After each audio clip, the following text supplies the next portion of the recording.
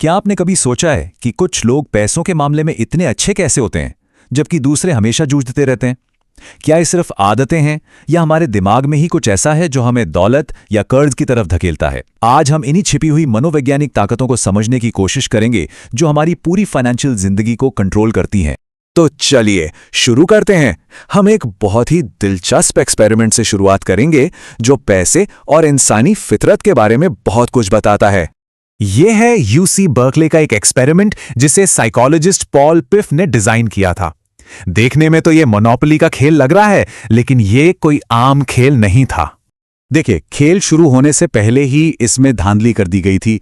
एक प्लेयर को साफ साफ फायदा दिया गया, उसे डबल पैसा मिला, हर राउंड में ज्यादा कमाई हुई और चलने के लिए 2 पासे मिले। वहीं दूसरे खिलाड़ी के पास सब कुछ आधा था। यह सेटअप जानबूझकर बनाया गया था ताकि एक खिलाड़ी अमीर और दूसरा गरीब रहे। सबसे हैरान करने वाली बात तो ये थी कि जिस खिलाड़ी को यह बिना मेहनत का फायदा मिला, उसका बर्ताव कैसे बदला। वो अपनी गोटी को बोर्ड पर जोर जोर से पटकने लगा। उसकी बॉडी लैंग्वेज में एक तरह का घमंड आ गया और धीरे धीरे उसने दूसरे खिलाड़ी के लिए हमदर्दी दिखाना भी कम कर दिया। ये सिर्फ एक खेल था, लेकिन व्यवहार में जो बदलाव आया वो एकदम असली था। तो ये एक्सपेरिमेंट एक बहुत बड़ा सवाल खड़ा करता है। क्या पैसा हमें एक बुरा इंसान बना देता है? ये सोचने वाली बात है, लेकिन कहानी यहीं खत्म नहीं होती।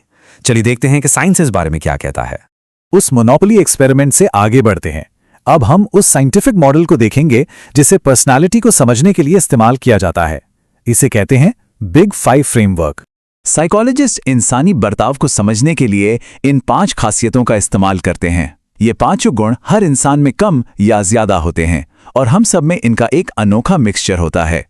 चलिए पहले गुण को समझते हैं, कर्तव्य निष्ठा या कॉन्शियसनेस। ये लोग ऑर्गेनाइज्ड और जिम्मेदार होते हैं। मतलब जो लोग इस मामले में हाई स्कोर करते हैं वो आमतौर पर बेहतर प्लानिंग करते हैं और खुद पर कंट्रोल रखते हैं। और पैसों के मामले में ये आदतें बहुत जरूरी हैं। अगला है सहमति या एग्रीएबलनेस। ये वो लोग हैं जो बहुत दयालु और भरोसेमंद होते हैं। वैसे तो ये एक बहुत अच्छा गुण है, लेकिन जब बात पैसे की आती है तो कभी-कभी इसका एक दूसरा पहलू भी सामने आता है। ऐसे लोगों के लिए ना कहना मुश्किल हो सकता है, चाहे वो किसी दोस्त को उधार देने की बात हो या किसी सेल्समैन को मना करने की। और फिर आता है अनुभव के प्रति खुलापन, यानी ओपननेस टू एक्सपीरियंस। ये लोग जिज्ञासु होते हैं, क्रिएटिव होते हैं और हमेशा कुछ नया करने के लिए तैयार रहते हैं। लेकिन एक बहुत ही दिलचस्प बात यह है कि रिसर्च में इस गुण का सीधा कनेक्शन क्रेडिट कार्ड के कर्ज से पाया गया है। द पर्सनैलिटी के ये गुण सिर्फ किताबी बातें नहीं हैं, इनका हमारे बैंक अकाउंट पर असली और सीधा असर पड़ता है, खासकर जब बात कर्ज की आती है। रिसर्च बताती है कि जो लोग खुद को खर्च करने वाला मानते हैं वो ज्यादा सोशल और नए अनुभवों के लिए तैयार रहते हैं। दूसरी तरफ बचाने वाले ज्यादा कर्तव्यनिष्ठ और इंट्रोवर्ट होते हैं और उनके लिए बचत का मतलब होता है सुरक्षा। और ये सिर्फ कोई राय नहीं है। बॉस्टन के फेडरल रिजर्व बैंक की एक बड़ी स्टडी ने पर्सनालिटी और क्रेडिट कार्ड के कर्ज के बीच एक सीधे कनेक्शन को साबित किया है। चलिए देखते हैं कि ये कैसे काम करता है। इस स्टडी का पहला और सबसे बड़ा नतीजा कॉन्शियसनेस यानी कर्तव्य निष्ठा के बारे में था। ये गुण ये तय करने में एक बहुत बड़ा रोल निभाता है कि कोई कर्ज में डूबेगा या नहीं। स्टडी से ये चौंकाने वाला आंकड़ा सामने आया। कॉन्शियसनेस के स्केल पर हर 1 पॉइंट की बढ़ोतरी के लिए क्रेडिट कार्ड पर कर्ज रखने की संभावना 6.1% कम हो जाती है। ये एक बहुत पावरफुल नंबर है जो बताता है कि सेल्फ डिसिप्लिन कितना जरूरी है। लेकिन कहानी सिर्फ कॉन्शियसनेस पर खत्म नहीं होती। बिग 5 के 2 और गुण भी एक जरूरी रोल निभाते हैं, लेकिन बिल्कुल उल्टी दिशा में। जैसा कि ये चार्ट दिखाता है, नए अनुभवों के लिए ज्यादा खुला होना कर्ज की संभावना को 5.15% बढ़ा देता है और ज्यादा अग्रीएबल होना इसे 4.9% बढ़ा देता है। इसका मतलब ये नहीं है कि ये बुरे गुण हैं, बस ये कि इनसे फाइनेंशियल रिस्क थोड़ा बढ़ सकता है। तो क्या इसका मतलब ये है कि हमारी पर्सनालिटी ही हमारी फाइनेंशियल किस्मत तय करती है? बिल्कुल नहीं। असल में असली कहानी तो अब शुरू होती है, क्योंकि पर्सनालिटी हमारी प्रवृत्तियां बता सकती है, लेकिन हमारी आदतें हमारा भविष्य बनाती हैं।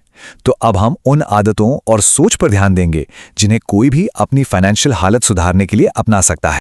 जो लोग पैसों के मामले में अच्छे होते हैं वे मानते हैं कि वे खुद को बेहतर बना सकते हैं। उन्हें पैसे के बारे में सीखना अच्छा लगता है और वे नंबरों से नहीं डरते।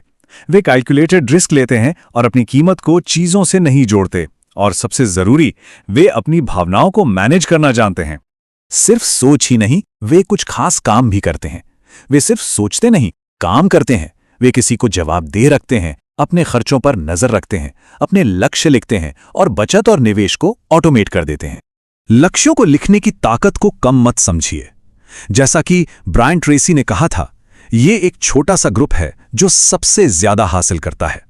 यहां तक कि आर्नोल्ड श्वार्ज़नेगर भी अपने लक्ष्यों को इंडेक्स कार्ड पर लिखते थे और इसी आदत ने उन्हें बॉडी बिल्डिंग से लेकर रियल एस्टेट तक हर चीज में कामयाबी दिलाई।